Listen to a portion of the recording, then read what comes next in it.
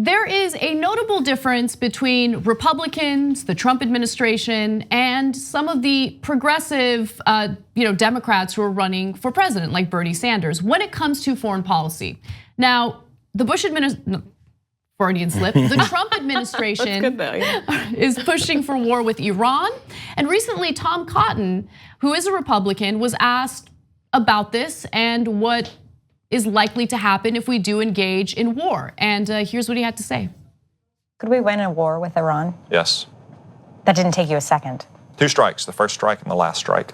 What are the conditions or the circumstances that would justify going to war with Iran?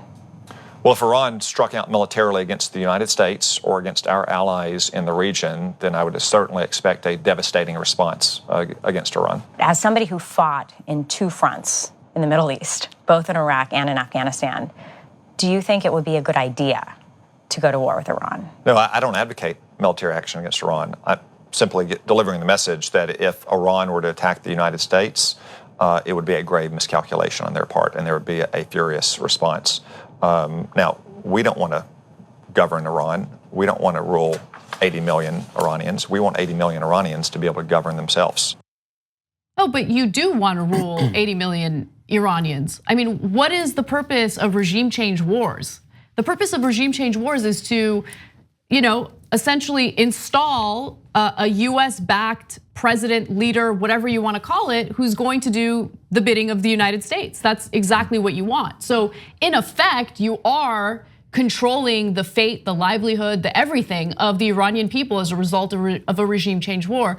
Also, I want to open it up to you guys. This whole notion of, oh yeah, 2 strikes, we're done. That's my biggest we're problem. done. We're gonna defeat them. I mean, again, we've said this before, but the military capability of Iran is very different from the military capability of Iraq. They are stronger. We've been at war for how long now? Over 2 decades in multiple countries. So we're spread thin. And so I don't know. I think that that's overconfidence to say the least. But I want to get your thoughts. You remember? Sorry, go ahead. You sure? Yeah. I just think it's disgusting, even far beyond like overconfidence. That is not the tone of the seriousness that you should have when talking about killing innocent civilians, killing members of our military, like talking about 2 strikes. That's it. It's not a video game. Right.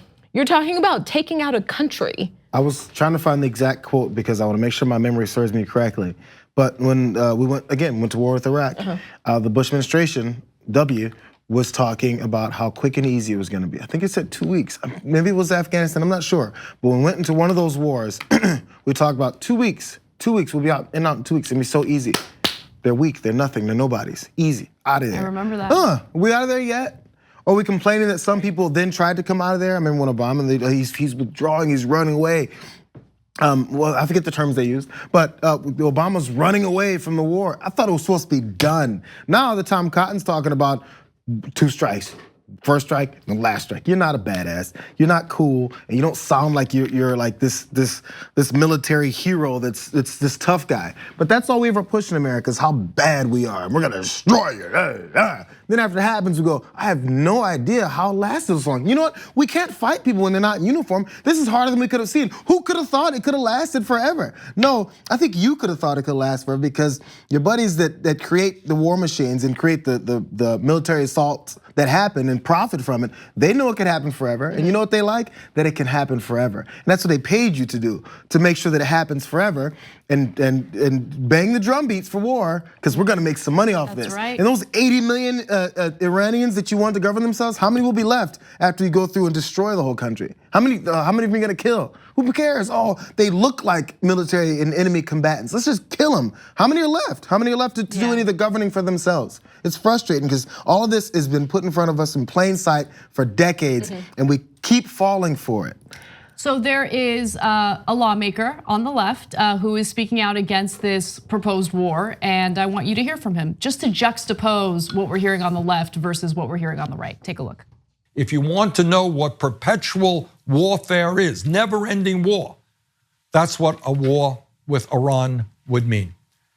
The United States Congress must do everything it can to prevent a war with Iran. And by the way, not inconsequentially, the Constitution of the United States is very clear. And that is that it is the Congress and not the president who determines whether or not we go to war.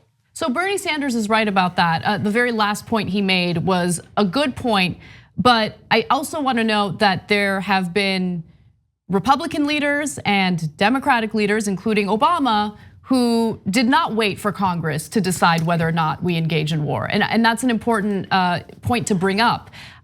Look, whether you're a Democrat or a Republican, once you set a dangerous precedent, you need to consider the fact that the other party can come into power and take advantage of that dangerous precedent. Now, when it comes to war, I think that establishment politicians, regardless of political affiliation, love perpetual war. Like there is a profit motive behind it, and I think that they push for it.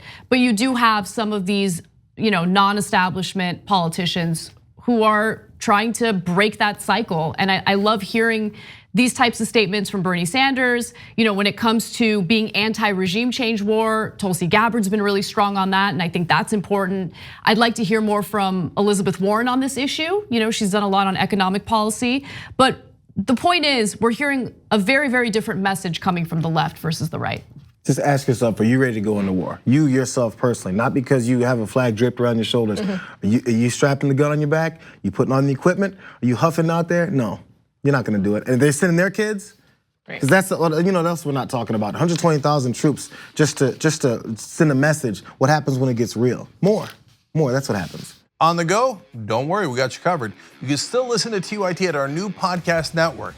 Find us on Apple Podcasts, the Google Play Store, or at tyt.com/podcast.